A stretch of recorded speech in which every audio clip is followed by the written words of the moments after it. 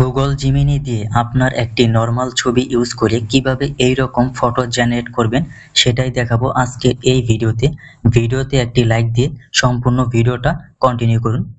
Okay guys, সবার প্রথম আপনার ফোন থেকে গুগল জিমিনি এই অ্যাপসটি ওপেন করে নেবেন।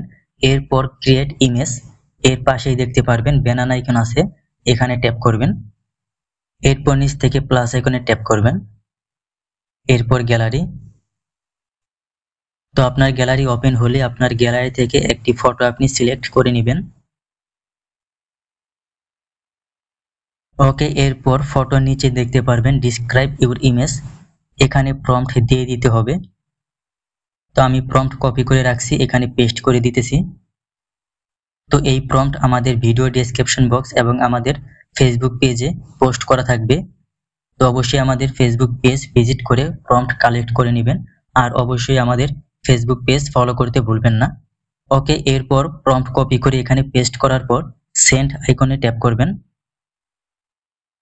ব্যাস, তাহলে কিছুক্ষণ অপেক্ষা করলেই দেখতে পারবেন আপনার ফটো রেডি।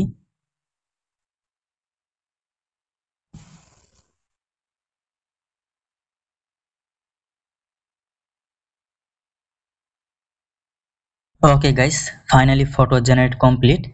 এরপর ফটোর উপর ট্যাপ করে উপর থেকে ডাউনলোড আইকনে ট্যাপ করে ফটোটা আপনার গ্যালারিতে ডাউনলোড করে নেবেন। সো গাইস, আজকের ভিডিওতে এই পর্যন্তই। দেখা হচ্ছে খুব শীঘ্রই নতুন ভিডিওতে আরো নতুন কোনো প্রম্পট নিয়ে। তো সেই পর্যন্ত সবাই ভালো থাকবেন।